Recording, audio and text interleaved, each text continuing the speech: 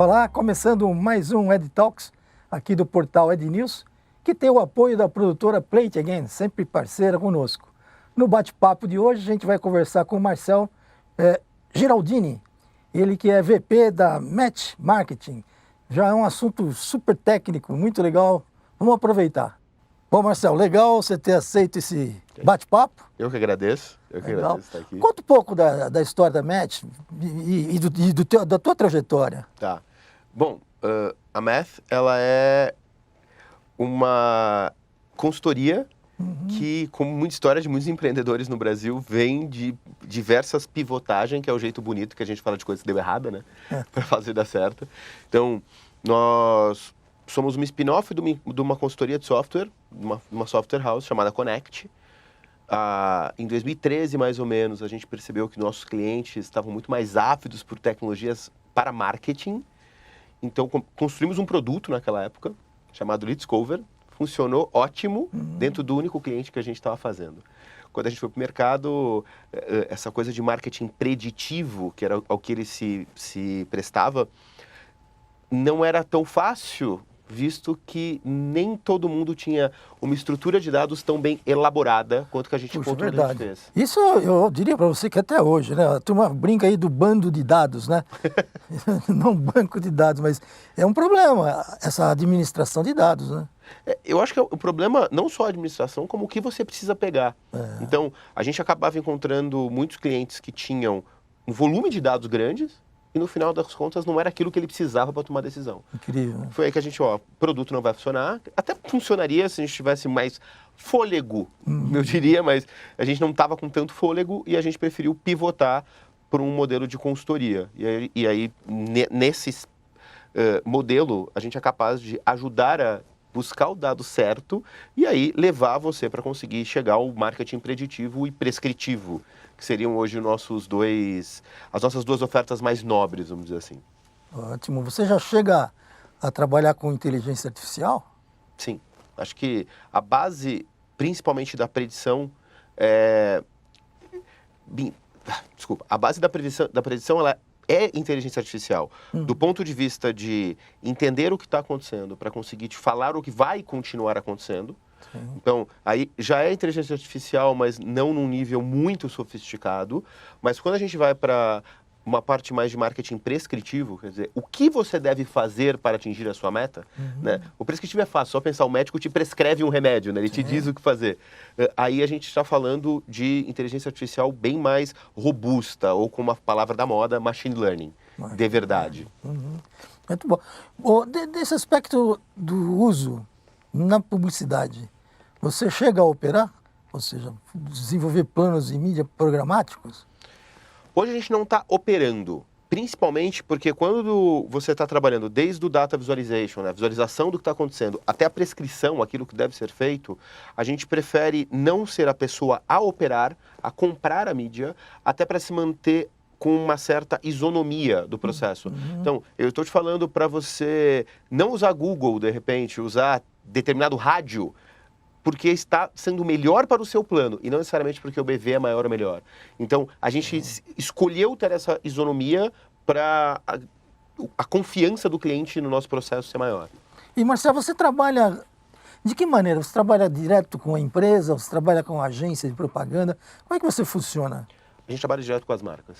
Direto, né? Direto para as marcas. Até uma coisa importante para nós é que o nosso processo dá certo quando o cliente emite mais notas fiscais. Então, não é quando a gente consegue mais cliques ou quando necessariamente uma publicidade tem o alcance necessário. Nosso processo, ele acaba fazendo sentido para um cliente quando ele vai para o ponto daquilo que realmente dá dinheiro. Eu falei nota fiscal, mas no mercado financeiro, muitas vezes, você abre uma conta ou emite um cartão e não necessariamente aquilo é ativado. Eu tenho que ir até a ativação. E as agências não vão até aí, e tá certo elas não irem. Elas têm um outro papel. É um outro papel. Então, eu preciso de dados que só a marca vai ter para acabar trabalhando. Falando em dados, nós estamos aí quase, né, chegando na Lei Geral de Proteção de Dados, né?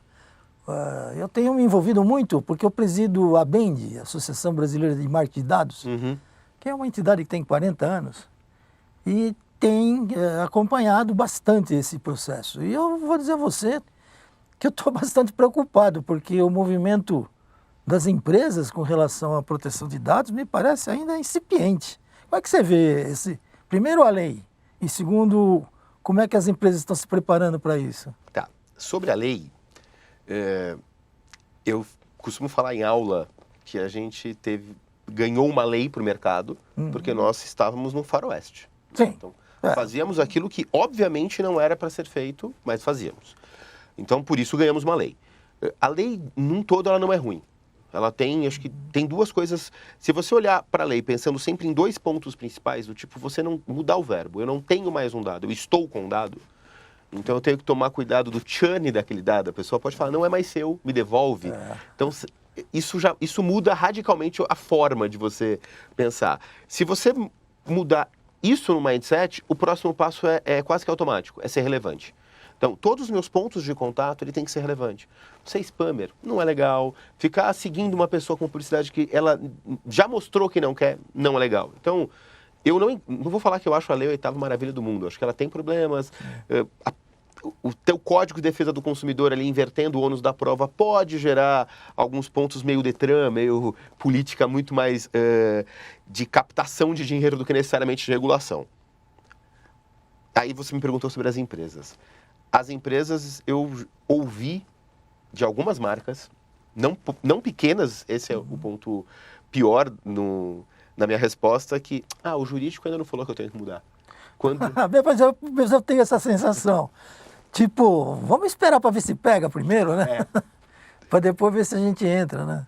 Mas quando você pega o Google e a Mastercard sendo multados na Europa, eu acho que é um pouco de inocência achar que a gente não vai ter empresas multadas no Brasil. Facebook, uma multa bilionária. Sim. Né? Quer dizer, uma coisa que realmente preocupa, né? E o Facebook, inclusive, antes da lei, né?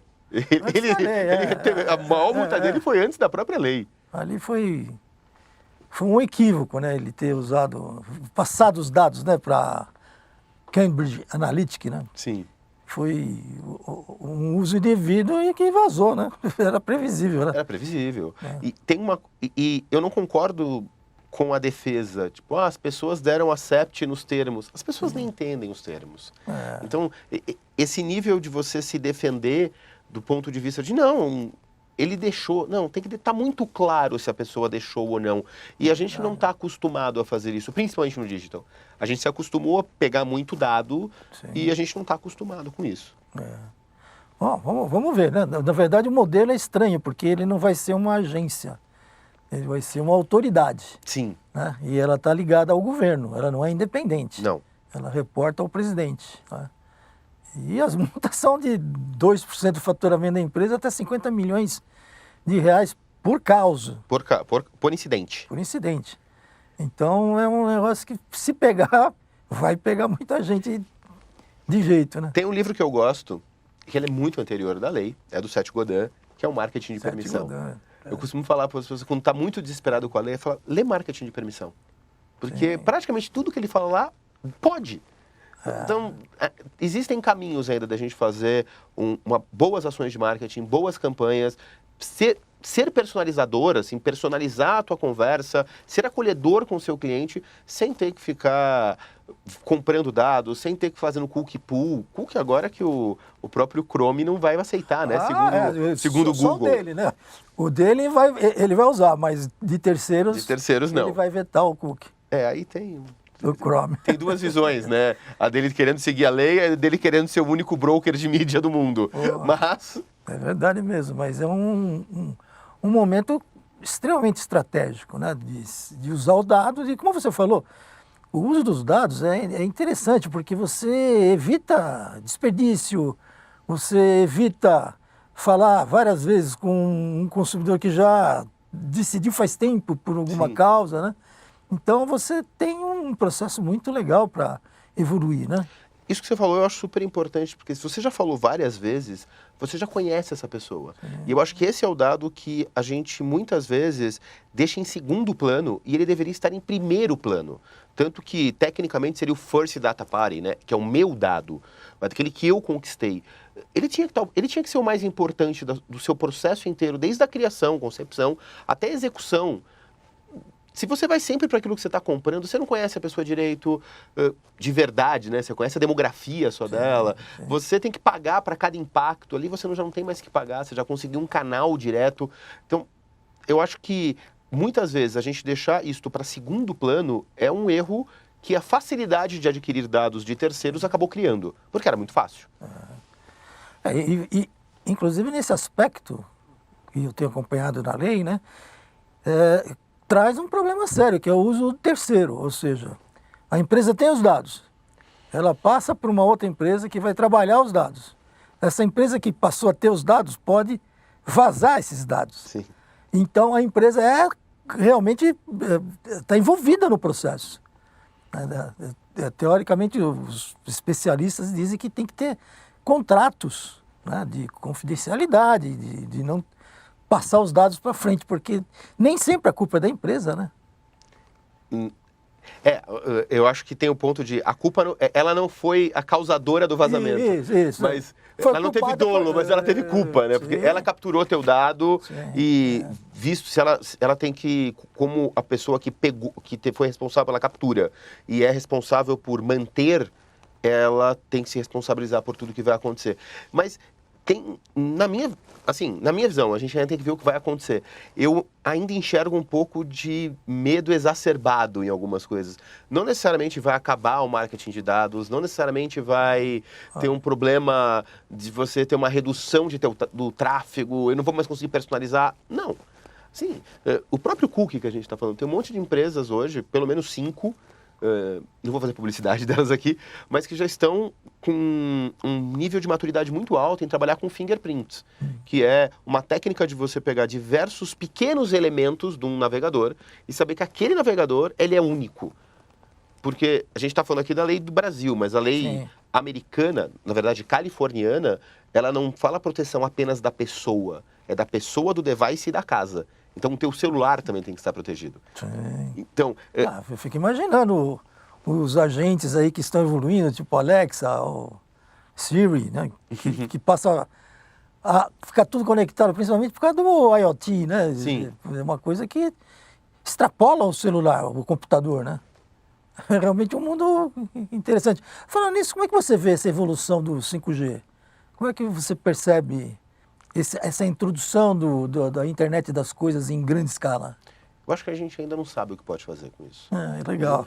Eu não vi ninguém salvo a Verizon, no comercial que eles colocaram domingo no Super Bowl, que não sei se você chegou a acompanhar. Não vi. É um comercial muito bom dos bombeiros entrando em tempo real em lugar que eles não conseguem enxergar, mas a máscara tinha sensor e aí tinha visão computacional, inteligência artificial, entregando para eles o que eles deveriam estar vendo. Lindo. Comercial 30 segundos muito bom da Verizon, eu aconselho a dar uma olhada depois. Vou ver, com certeza. Mas nem todo mundo consegue ter, digo nem todo mundo, acho que pouquíssimas pessoas ainda conseguem ter o que é você ter capacidade real time de computação quase que sem limite. Então, eu posso estar plugado no servidor da Amazon fazendo contas em milésimos de segundos e isso está voltando para mim em tempo real. Então, a capacidade que a gente ganha, principalmente no live marketing, é muito grande. A gente ainda não conseguiu pensar em explorar tudo isso. No Brasil, menos ainda. A gente nem tem 4G em todo o Brasil, né? Se diz aí que o 5G vai demorar uns 2 anos para começar. Sim. Né? Então, mas, de certa forma, é interessante, né? Se preparar, né? Para isso. E falando nisso, como é que você vê as redes sociais? Porque tem um crescimento realmente incrível, né? Uhum. Hoje as pessoas ficam muito mais tempo num smartphone do que num computador, né? Eu vou voltar um pouco porque eu falo em aula muitas vezes que hoje as redes sociais são a maior praça do mundo e é o maior modelo de nicho marketing do mundo, sem sombra de dúvidas. O ponto é que elas se reinventam numa velocidade muito grande. Então você vai pegar adolescentes hoje e acham o Facebook para velhos. Sim. Declaradamente acham para velhos. E aí eu, essa semana, instalei o TikTok para tentar usar no meu telefone e eu me achei um idoso, porque eu não conseguia entender aquilo direito, como funciona e tudo mais. Acho que tem 2 grandes desafios. Primeiro, a gente conseguir entender qual vai ser o comportamento, porque as redes são importantes, mas o que molda mais o mundo dos negócios são os comportamentos das pessoas. Então, qual vai ser o comportamento estimulado a partir dessas redes? Como é que a gente vai conseguir mensurar minimamente isso? A gente ainda não sabe. E qual é o tempo que ela realmente vai existir, porque entregando a idade, eu lembro do Second Life, que todo mundo queria ter a sua loja no Second Life e tudo mais.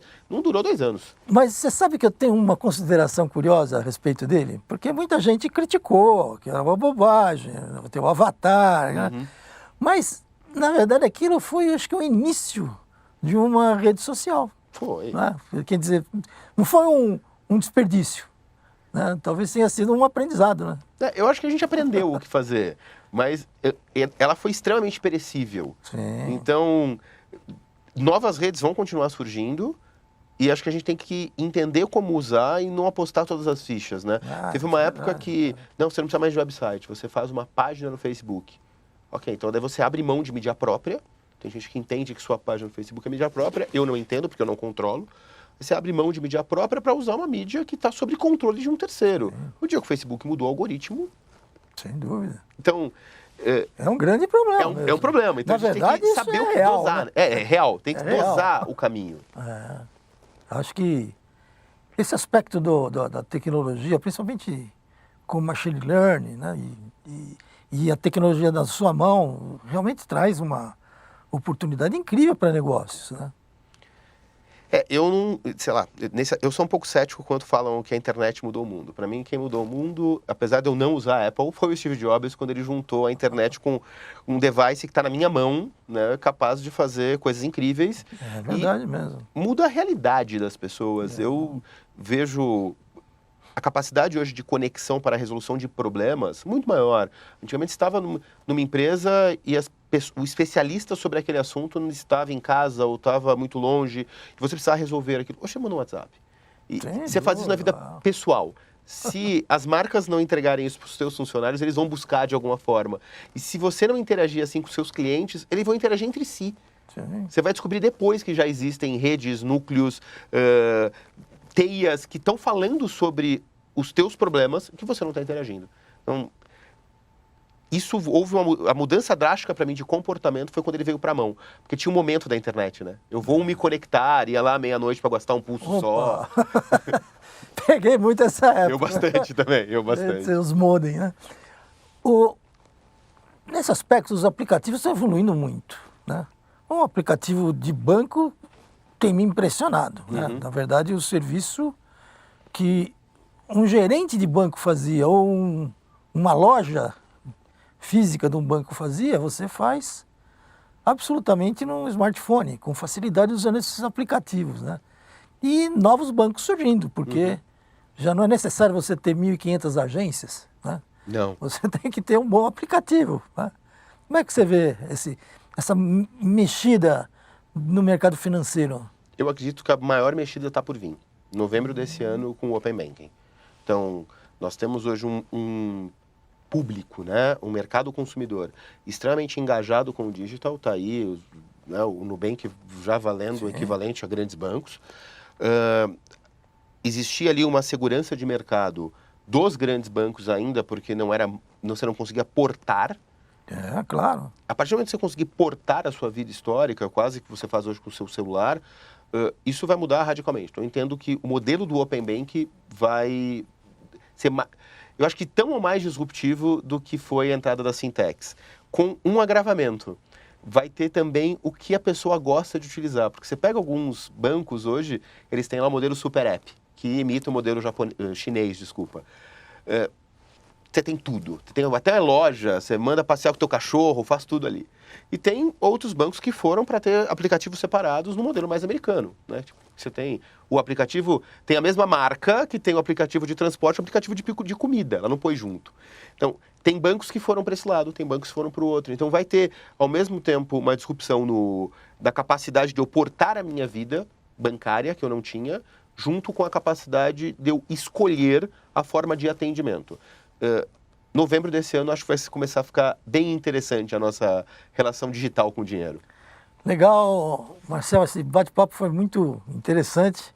Tenho certeza que você tem uma oportunidade imensa pela frente, né? Deixa uma palavra para a gente. Deixar uma palavra para mim hoje, olhando todo esse cenário de dados, é que tem muita gente que ainda quer encarar o seu cliente como um item na tabela do banco de dados. Quando a gente pensa que ou o cliente ou o contato que eu tenho, eu posso ter um churn disso e perder dado que é dinheiro, né? Economist já disse isso.